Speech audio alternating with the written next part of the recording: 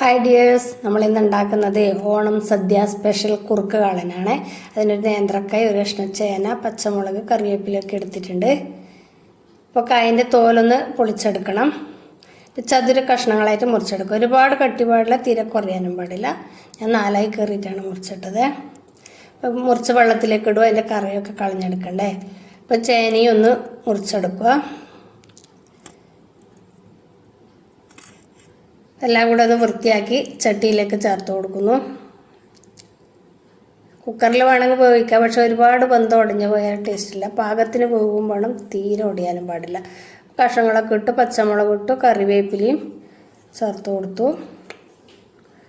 പിന്നെ അതിലേക്ക് ഉപ്പിട്ട് കൊടുക്കുന്നു, കുറച്ച് മഞ്ഞൾപ്പൊടി, ഇത് 1/4 ടീസ്പൂൺ, 1/2 ടീസ്പൂണിൽ താഴെയായിട്ട് മുളക് പൊടി ഇട്ട് കൊടുക്കുന്നുണ്ട്. ചിലവരത് ഇടാറില്ല, ഞാൻ ഇട്ട് കൊടുത്താൽ നല്ല ടേസ്റ്റും കളറുമാണ്.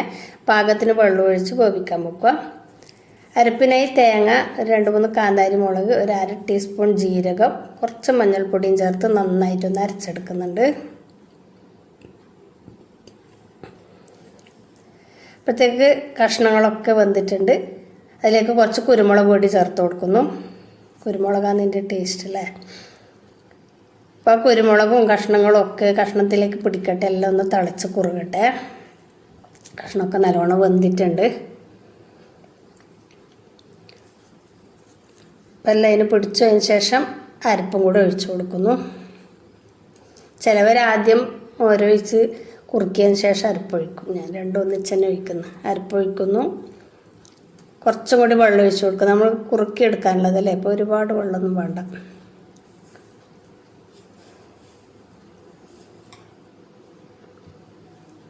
ഇനി അതിലേക്ക് തൈരോ മോരോ ഒന്നാന്ന് വെച്ചാൽ ഒഴിച്ചു കൊടുക്കുക.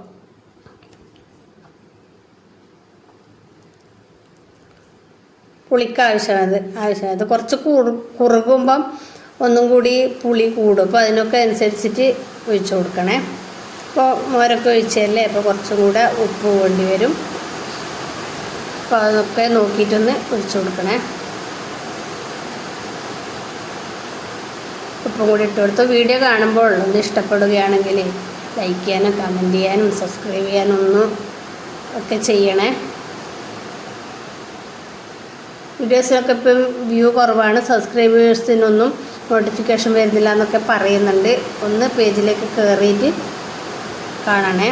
വ്യൂസൊക്കെ ഇപ്പോൾ തീരെ കുറവാണ്. അപ്പോൾ കറിയൊക്കെ ഒന്ന് തിളച്ച് വരുമ്പോൾ വറുത്ത് പൊടിച്ച് ഉലുവാപ്പൊടിയും കൂടി ഇട്ട് കൊടുക്കുന്നുണ്ട്. എല്ലാം കൂടി ഒന്ന് തിളച്ച് കുറുകി വരണം. ഈ പാകത്തിനെടുത്ത നല്ലൊരു കാളൻ കറിയായി അല്ലേ. നമ്മളിപ്പോൾ കുറുക്ക് കാളനല്ലേ ഉണ്ടാക്കുന്നത്, സദ്യക്ക് വിളമ്പാനല്ലേ. അപ്പോൾ നല്ലപോലെ ഒന്ന് തിളച്ച് കുറുകി വരുന്നുണ്ട്.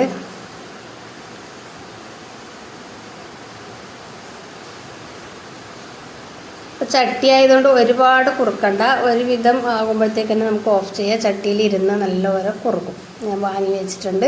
നല്ലപോലെ കുറുക്കേണ്ടവർക്ക് അങ്ങനെ കുറുക്കാം. അപ്പോൾ കടുക്, ഉലുവ, ഉണക്കമുളക്, കറിവേപ്പിലയൊക്കെ വറുത്തിട്ടു. അടിപൊളി ടേസ്റ്റിലൊരു കാളൻ റെഡി ആയിട്ടുണ്ട്, കുറുക്ക് കാളൻ. തണുക്കുമ്പോഴത്തേക്ക് ഇത്രയും കുറുകി വന്നിട്ടുണ്ട്. Thank you.